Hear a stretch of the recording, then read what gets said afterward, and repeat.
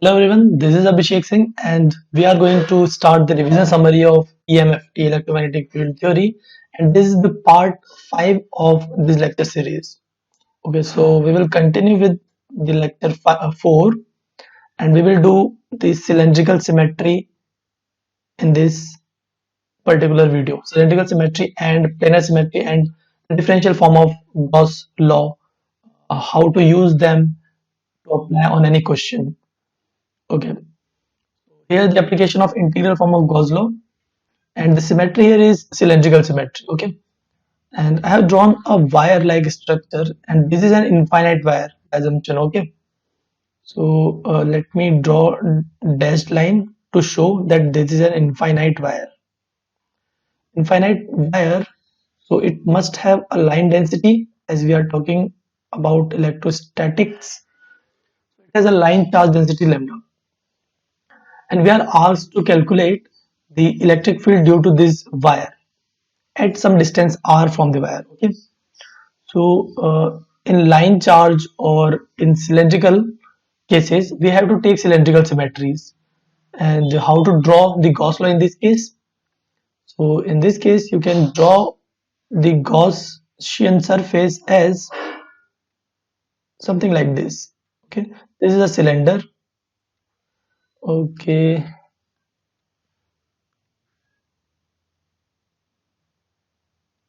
this is a cylinder of radius, some radius r, and you can take its height arbitrarily as some L, which would anyhow cancel. Okay, so इसका radius हो गया हमारे पास r, and इसका length जो है वो है हमारे पास L. इस L पैरामीटर पे डिपेंड नहीं करेगा हमारा सॉल्यूशन, बिकॉज ये कैंसिल होने वाला है, जैसे कि आप लोग अभी देखेंगे थोड़ी देर. ओके, तो गॉस लॉ हमारा क्या कहता है? Integral form of Gauss law is closed surface integral of E dot dA must be equal to total charge enclosed inside that Gaussian surface divided by epsilon naught. Okay, we can write this as closed surface integral. E dot dA can be written as like, before that I should tell you something, which is, okay, so here we have three surfaces and they all together are forming a closed surface. Surface 1 is a circle. Let's say I will call this as surface 1. This is surface 1, the upper circle. This is surface 2, the lower circle, and surface 3 is the curved part of the cylinder. Okay, so this integral, this closed integral, can be broken into three parts. So let me solve the LHS first. LHS, left hand side of this equation, which is E dot dA closed surface integral, that can be broken into three parts. Integral over surface 1 E dot dA, E dot dA, plus integral over surface 2 E dot dA, plus the third one is integral over surface 3, this is 3 E dot dA. Okay, so you can see in the first surface the area vector would be always perpendicular to the surface. Okay, so here in this case area vector would be something like this, and in the second surface area vector would be something like this, away from the surface, perpendicular to the surface. Okay, and in the third case area vector n cap would be something radially outward, cylindrically radially outward. Okay, but electric field from a given infinite line charge density is always away from the wire. Okay, so let me draw using different marker. Electric field here also is something like this. Electric field here also, electric field would be like this, and in third case as well electric field would be like this. Okay, so you can see in the first case n cap, which is area vector, area unit vector, and E are perpendicular, so this dot product would make it 0. And similarly in the second case you can also see this is also perpendicular, this dot product is also going to be 0, so we will be left with the third part only. Okay, so in the third part the angle between E and area vector is 0, cosine of 0 is 1, So the third part will not be equal to 0. We can equate it as electric field can be treated as magnitude of electric field times r cap. R cap is its direction, as you can see from the diagram. And dA vector is nothing but you can write the dA vector in cylindrical polar coordinate system as dr, dA vector r d phi dz. Okay, you can write this as r d phi dz dot r d phi dz, and the direction is r cap again. Okay, so this r cap and r cap, this r cap and r cap would make it 1, and it will be equal to mod E times r d phi dz, and we have an integral over this quantity. You can see you have an integral over this quantity from phi equal to 0 to 2 pi, as we have to encircle the whole cylinder. Okay, and for z we have the integral from 0 to L. Let's say this is 0, so this would be L. The length of the cylinder is L. So when you integrate this part from 0 to phi and 0 to L, you will get 2 pi times L. Okay, so we will be left with, after integrating, r d phi dz, and integral limit is for phi 0 to 2 pi, and for dz integral limit is 0 to L. Okay, so it will be equal to mod E times 2 pi r L. Okay, so left hand side जो है उसे हमें हर बार solve नहीं करना है. आप directly इस चीज को याद रख सकते हैं कि सिलेंड्रिकल सिमेट्री में लेफ्ट हैंड साइड हमेशा इक्वली आएगा, जहां पे r जो है radius of that Gaussian surface होगा, वो डिस्टेंस होगा जहां पे आपसे इलेक्ट्रिक फील्ड पूछा गया है. L would be the length of the Gaussian surface, okay. ये चीज आपको ध्यान रखनी है. और RHS अब सॉल्व करते हैं. इस इक्वेशन को सॉल्व करते हैं और मैं लिख देता हूं LHS as mod E times 2 pi RL, 2 pi RL. RHS हो जाएगा charge enclosed in that cylinder divided by epsilon naught. I can write it as epsilon naught 1 over epsilon naught times charge enclosed. We have the line charge as lambda and we have the length as L. So lambda times L would be the charge inside that cylinder. Okay. So you can see this L and L will cancel and we will be left with electric field magnitude is equal to lambda over 2 pi epsilon naught r. And ये हम लोग पहले भी देख चुके हैं कि एक इनफाइनाइट लाइन चार्ज की वजह से इलेक्ट्रिक फील्ड इतना ही आता है. इसका डायरेक्शन भी अब आप दे सकते हैं, आर कैप डायरेक्शन था इलेक्ट्रिक फील्ड का, और ये इलेक्ट्रिक फील्ड वेक्टर हो गया आपके पास. इस तरीके से हम लोग गॉस लॉ को यूज करके किसी भी क्वेश्चन को इजीली सॉल्व कर सकते हैं. का और एप्लीकेशन देखते हैं नेक्स्ट पार्ट में. ओके, तो लेट्स से अब हमारे पास एक लाइन चार्ज नहीं होके अब हमारे पास है एक cylinder with a uniform charge density as rho. Okay, so let me draw the cylinder first. Okay, so मैंने infinite cylinder draw कर दिया है और उसका एक्सिस भी मैंने draw कर दिया है. ठीक है, ये जो infinite cylinder है इसका हमें जो है इसका हमें गिवन है जो लेंथ वो नहीं गिवन होगा obviously because it is an infinite cylinder. तो इसका रेडियस हमें गिवन है जो कि इक्वल है r के. रेडियस हमें r के इक्वल गिवन है. तो हमें क्या करना है, अब हमें गॉसियन सिलेंडर अज्यूम करना है. एंड इस केस में भी दो हम लोग केस ले सकते हैं. केस फर्स्ट देखते हैं पहले. केस फर्स्ट में हमें सॉल्व करना है for r less than r. इसका मतलब इनसाइड द सिलेंडर के लिए सॉल्व करना है हमें. और इसका टोटल चार्ज डेंसिटी जो है, वॉल्यूम चार्ज डेंसिटी, वो रो आपको गिवन है. ठीक है, rho as a total charge density, volume charge density. So let me draw the cylinder, Gaussian cylinder. It would be something like this.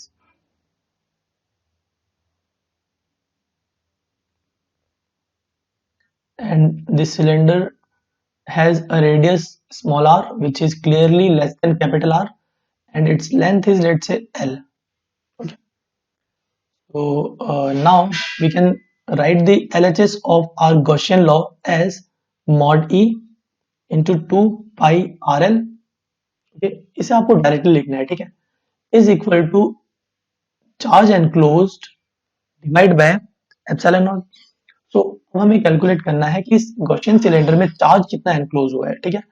सो आप लोग देखते हैं कि रो कांस्टेंट है divide by epsilon naught. Constant rho के लिए charge enclose inside कितना हो जाएगा, rho into volume of that cylindrical part. So इस सिलेंड्रिकल पार्ट का वॉल्यूम कितना हो जाएगा, इसका वॉल्यूम हो जाएगा पाई r square times L। Okay, this is the volume of cylinder for radius r and length L. So in this case, you can see from LHS and RHS, pi r and L will cancel.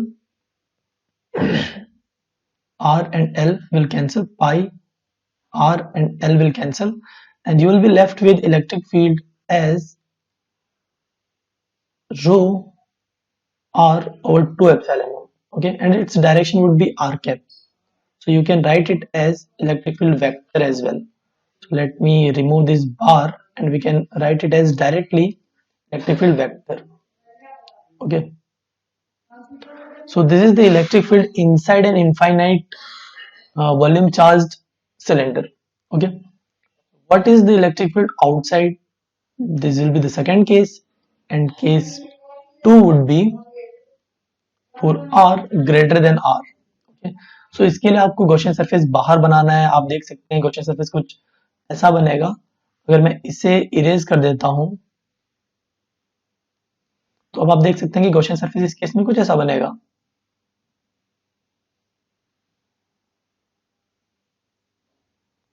इसका radius हमें capital R से बड़ा रखना है, ठीक है। तो इस तरीके से आप गॉसियन सरफेस बना सकते हैं, गॉसियन सिलेंडर। इसे भी आप सॉल्व करेंगे तो LHS तो आपका हमेशा यही रहने वाला है, मैंने जैसा कि आपको बताया। RHS में आपको जो है इंटीग्रेट करना होगा वॉल्यूम डी टाउ लेके, and D tau volume for a cylinder is r d phi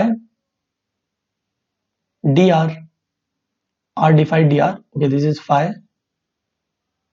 dz। okay, so this is the volume element for a cylinder। ये लेके आपको इंटीग्रेट करना है phi के लिए 0 to 2 pi, r के लिए 0 to कैपिटल R, बिकॉज जो आपका रो है ये कैपिटल R तक ही वैल्यू रखता है, उसके बाद रो की वैल्यू 0 है। एंड dz आप किसी भी आर्बिट्रेरी लेंथ जो कि आप इसका लेंथ अज्यूम करेंगे, लेट्स से कैपिटल L के लिए इंटीग्रेट कर देंगे, और इस क्वांटिटी को आप सॉल्व करेंगे तो आपको मिलेगा electric field in this second case is equal to rho r square divide by 2 epsilon naught r। ये इलेक्ट्रिक फील्ड हो जाएगा। इसका डायरेक्शन भी अगेन r कैप आ जाएगा, स्मॉल r कैप, ठीक है। तो इस तरीके से आप लोग electric field inside and outside calculate कर सकते हैं किसी भी गिवन सिलेंडर के लिए, ठीक है। तो अब हम देखते हैं हमारा second type of symmetry which is third type of symmetry which is planar symmetry. So here in this case we have infinite volume surface charge sigma। okay, this is a surface charge sigma and this is an infinite sheet। okay, ये extend कर रहा होगा इस direction में भी, left में भी, right में भी, एंड आगे भी। इनफाइनाइट सरफेस चार्ज है, चार्ज डेंसिटी प्लस सिग्मा आपको गिवन है। तो सरफेस चार्ज में प्लेन सिमेट्री में गॉसियन लॉ लगाने के लिए हमें जो इस बार गॉसियन सरफेस अज्यूम करना होगा, that surface will be a pill box, we call it a pill box. ये जो बॉक्स आप देख पा रहे हैं ये बॉक्स मैंने बाद में ड्रॉ किया है, पहले जस्ट ये शीट था, अब मैंने ये बॉक्स ड्रॉ किया है जिसे हम बोलते हैं गॉसियन सरफेस और गॉसियन पिल बॉक्स। ओके, तो ये बॉक्स का क्या खासियत है, इसकी बात ये कि ये आधा सरफेस के नीचे है, आधा सरफेस के ऊपर है। यानी कि अगर ये मेरे पास सरफेस है तो ये बॉक्स मेरा कुछ ऐसे है, आधा ऊपर है और आधा नीचे है, सरफेस को बीच में से क्रॉस कर रहा है, ठीक है। तो इस सरफेस के क्योंकि ये क्यूबॉइडल शेप है तो इसके 6 फेसेस होंगे, तो 6 इसमें एरिया वेक्टर्स हो सकते हैं। तो मैं सारे एरिया वेक्टर ड्रॉ कर देता हूं दिखाने के लिए। एक एरिया वेक्टर आगे की तरफ आएगा, एक पीछे की तरफ आएगा, एक लेफ्ट एंड एक राइट, 2 एरिया वेक्टर आएंगे, एक ऊपर और एक नीचे। ये 6 सरफेस तो 6 एरिया वेक्टर हमें मिलेंगे। जो प्लेन में एरिया वेक्टर है 4, जो इस सिग्मा प्लेन में एरिया वेक्टर है, उनके लिए ई डॉट डी ए 0 हो जाएगा। ये चीज आपको सोचनी है कैसे, मैं दिखा देता हूँ एक बार। एलएचएस की आप करेंगे close surface integral of E dot D A, close surface integral. This can be broken into 6 parts. 4 parts will be the surface or faces which have area vector in the plane of sigma plane. Okay, sigma infinite plane. Okay, so we can write it as I will directly write, and उसके पहले मैं आपको बता दूं कि ये जो surface है उसका एरिया ए गिवन है हमें, ठीक है। तो मैं ऐसे लिख सकता हूं, for the above surface and below surface we will have mod E times area A, because इस केस में इलेक्ट्रिक फील्ड एंड ए दोनों पैरेलल होंगे, तो डॉट प्रोडक्ट जो है cos 0 होके 1 हो जाएगा, and area is a, integrate करके आपको एनी हाउ ए मिलेगा। सिमिलरली नीचे वाले सरफेस के लिए भी जो इलेक्ट्रिक फील्ड भी नीचे होगा एंड एरिया वेक्टर भी नीचे होगा, तो cos 0 अगेन आपको ई ए मिल जाएगा, प्लस आपको 4 जीरो टर्म्स मिलेंगे, ठीक है। 4 जीरो टर्म्स मिलेंगे, वो जीरो टर्म्स cos 90 की वजह से आएंगे, बिकॉज आप देख सकते हैं कि एरिया वेक्टर इस केस में ऐसे है, बट इलेक्ट्रिक फील्ड हमेशा या तो ऊपर होगा या नीचे होगा। एनी केस में आप देख सकते हैं कि 90 डिग्री एंगल होगा, cos 90 0। You can write this left hand side as 2 times mod e a। ये आपका एलएचएस आ जाएगा इस केस में, और आपको सभी प्लेनर सिमेट्रिक केसेस में एलएचएस को ऐसे यूज करना है। और हम जानते हैं कि हमारा गॉस लॉ कहता है LHS which is 2 times mod EA must be equal to charge enclosed divided by epsilon naught. So 1 by epsilon naught times charge enclosed. For A surface, A area, we will have charge enclosed as sigma times A. Sigma is surface charge density. We can cancel this A from both the sides, and we will get electric field as sigma divided by 2 epsilon naught. Okay, sigma divided by 2 epsilon naught. And you can see for infinite surface charge density, this electric field is independent of the distance from the surface charge. Okay, and will only depend on sigma, the charge density of the given surface. Okay, तो इसके आगे अब हम एक question देखते हैं। ये PYQ है, प्रीवियस ईयर क्वेश्चन पूछा जा चुका है पहले ही।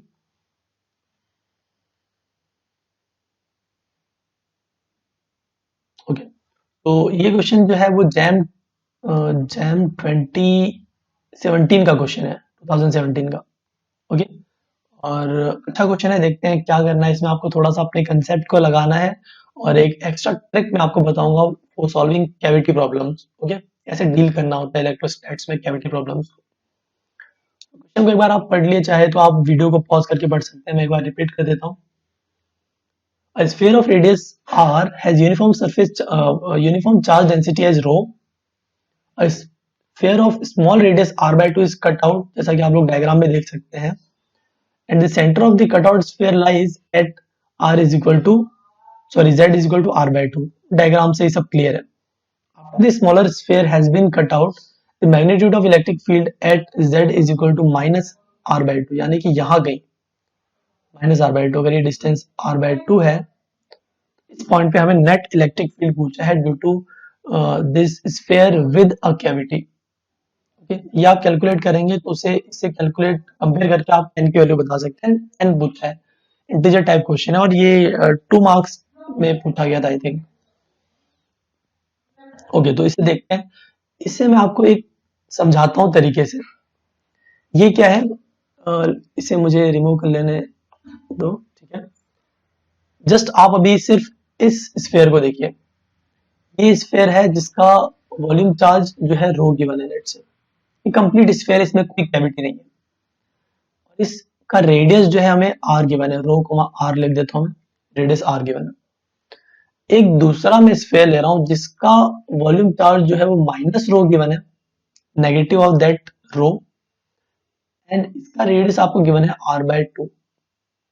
अब आप मुझे ये बताइए कि अगर आप रो एंड माइनस रो जो कि यूनिफॉर्मली डिस्ट्रीब्यूटेड है, उन्हें आपस में कंबाइन कर देते हैं, सुपर इम्पोज कर देते हैं, तो ये जो रीजन बना है नेट, ये रीजन में टोटल आपका नेट चार्ज डेंसिटी जो है वो 0 हो जाएगा due to rho and minus rho.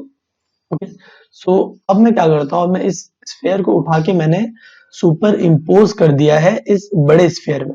ठीक है, जैसा कि क्वेश्चन में बोला गया है। एक्चुअली क्वेश्चन में इतना नहीं बोला है, बट ये चीजें हमें खुद अज्यूम करनी होगी, जो कि मैं आपको सिखा रहा हूँ। ओके, तो ये जो डार्क रीजन आप देख पा रहे हैं क्वेश्चन में, इसका रेडियस r/2 है, ये सेंटर था हमारा। लेट मी चूज, ये सेंटर था। ये r/2 जो है, यहाँ पे अब कोई चार्ज नहीं बचा है, बिकॉज यहाँ पे सुपर पोजिशन का रीजन है। कोई चार्ज नहीं बचा, मतलब it can be treated as a cavity. ठीक है, ये कैविटी की तरह ट्रीट किया जा सकता है।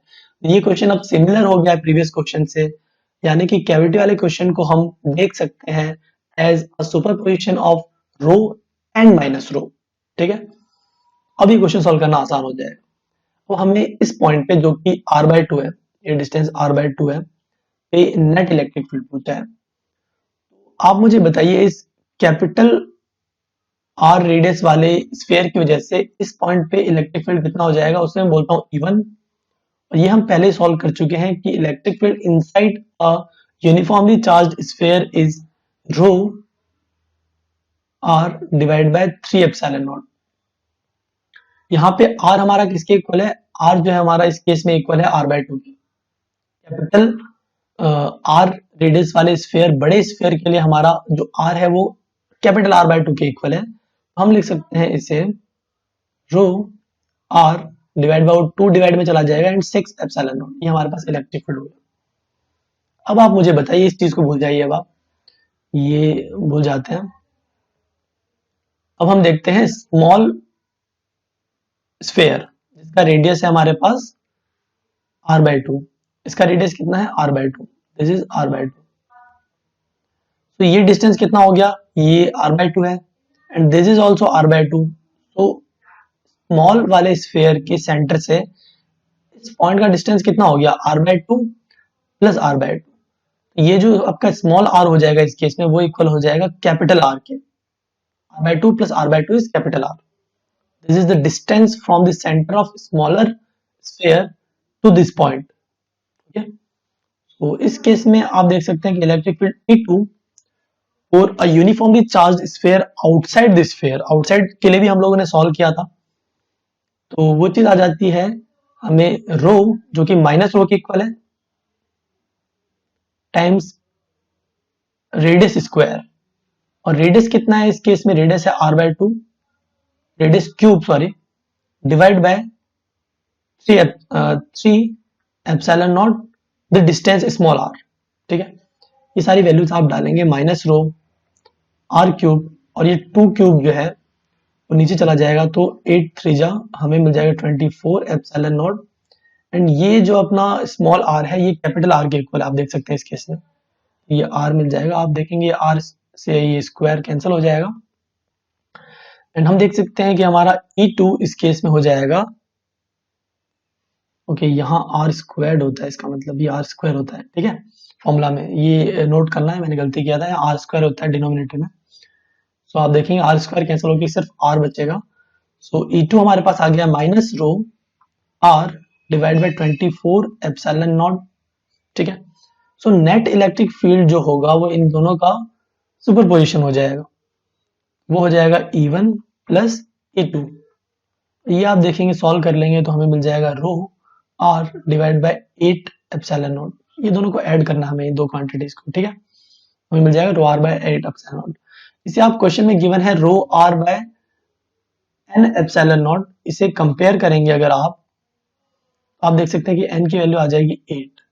इसी क्वेश्चन का यहाँ पे आपको एक कंसेप्ट लगाना है कि cavity can be treated as the superposition of rho with a minus rho. ठीक है, इस कंसेप्ट को आपने लगाया, फिर आपने स्फीयर, एक कंप्लीट स्फीयर की वजह से क्या इलेक्ट्रिक फील्ड होता है इनसाइड एंड आउटसाइड, ये फॉर्मूला यूज किया, और सुपरपोजिशन ऑफ इलेक्ट्रिक फील्ड को यूज किया। यहाँ डायरेक्टली हमने इलेक्ट्रिक फील्ड्स को यूज ऐड क्यों कर लिया, बिकॉज डायरेक्शन जो है वो सेम ही होने वाला है, तो वेक्टर होना और स्केलर होने में हमने डिफरेंस को इस माइनस साइन से ओवरकम कर दिया है। एंड डायरेक्शन आप देखेंगे कि इससे या तो ऐसे होगा या फिर ऐसे होगा, ये चीजें ऐड और सब्ट्रैक्ट ही होंगी directly. Okay, so next topic देखते हैं, application of differential form of Gauss law. Gauss law अभी तक हम लोग जो देख रहे थे वो था इंटीग्रल फॉर्म, उसका हमने एप्लीकेशन देखा 3 तरह की सिमेट्री में. One was the spherical symmetry, then the cylindrical symmetry, and finally we seen the planar symmetry. Okay, but अब हम देखते हैं डिफरेंशियल फॉर्म जो है गॉस लॉ का, उसका एप्लीकेशन. गॉस लॉ का डिफरेंशियल फॉर्म क्या था, मैं एक बार आपको रिकॉल कराने के लिए यहाँ लिख देता हूँ. ये था del dot E must be equal to rho divide by epsilon naught. ठीक है, ये हमारे पास जो है differential form of Gauss law था. Del dot E is equal to rho divide by epsilon naught. Okay, इसे यूज करते हैं. एक डायरेक्ट हम एग्जांपल देख के इसे समझने की कोशिश करते हैं. एग्जांपल से बहुत अच्छे से क्लियर होगा कि कैसे यूज किया जाता है. ठीक है, तो एग्जांपल ये रहा आपके सामने. इस एग्जांपल में आपको जो है इलेक्ट्रिक फील्ड गिवन है किसी रीजन में. इलेक्ट्रिक फील्ड आपको कुछ गिवन है, something A times R cap plus B times sine theta cos phi phi cap divide by are.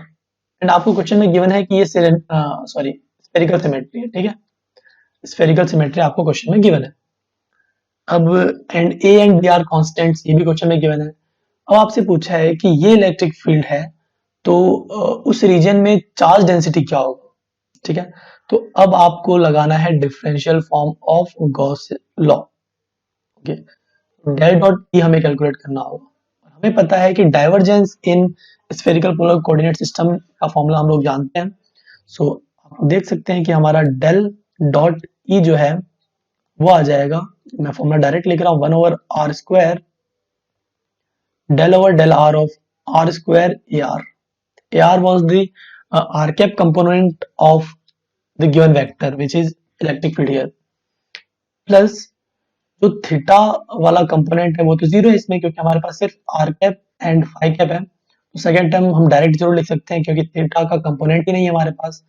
Third term हमारे पास हो जाएगा 1 over R sine theta del over del phi of I think यहाँ होता है del over del phi of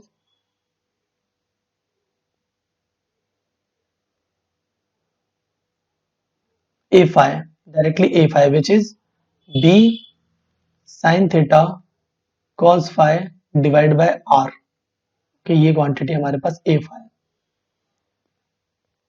तो यहाँ पे हम लोग देखते हैं जो फर्स्ट टर्म है वो हमारे पास आ जाएगा 1 over R square del over del R of R square A R. आप देखेंगे कि ए आर आपके पास है ए डिवाइड बाय आर. ठीक है, और उसको आर स्क्वायर से मल्टीप्लाई करेंगे आप तो आपको मिल जाएगा R times A. R square and R cancel होगा और आपको ये क्वांटिटी मिल जाएगी. प्लस आपको थर्ड क्वांटिटी मिलेगी. आप यहाँ देख सकते हैं कि ये जो r है वो इस r के साथ आर स्क्वायर बना देगा और साइन थीटा कैंसिल हो जाएगा because it is partial differentiate in phi only. आप लोग लिख सकते हैं यहाँ पे 1 over R square and b जो कांस्टेंट है वो बाहर आ जाएगा और cos फाई का डिफरेंशियल जो है वो आ जाएगा माइनस साइन फाई. ये आप लोगों को सॉल्व करने पे आपको मिल जाएगा a divide by R square, यहाँ पे r का डिफरेंशियल 1 हो जाएगा, minus b divide by R square times sine phi. ये आपको मिल गया है डेल डॉट ई. मैं लिख देता हूँ डेल डॉट ई. यहां से आप देख सकते हैं इस इक्वेशन से कि रो किसके इक्वल है.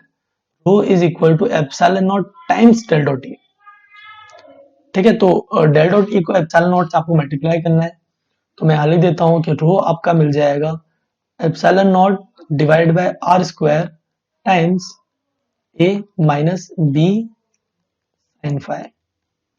आप लोग कंपेयर कर सकते हैं, मैंने एप्सिलॉन नॉट से मल्टीप्लाई किया है और आर स्क्वायर को कॉमन ले लिया इस जगह से, तो हमें मिल जाएगा A minus B sine phi inside the bracket. ये आपका यहाँ पे वॉल्यूम चार्ज डेंसिटी हो जाएगा इन दैट गिवन रीजन जहां पे इलेक्ट्रिक फील्ड आपको क्वेश्चन में गिवन था something like this in spherical polar coordinate system. इस तरह के क्वेश्चंस आप लोग सॉल्व कर सकते हैं. So dear students, if you are new you can subscribe to Eduncle for IIT JAM, CSIR NET and UGC NET exams study material which is prepared by India's top experienced faculty. You can also download EduUncle's mobile application where more than 250 tutors will be answering your doubts. Okay, bye.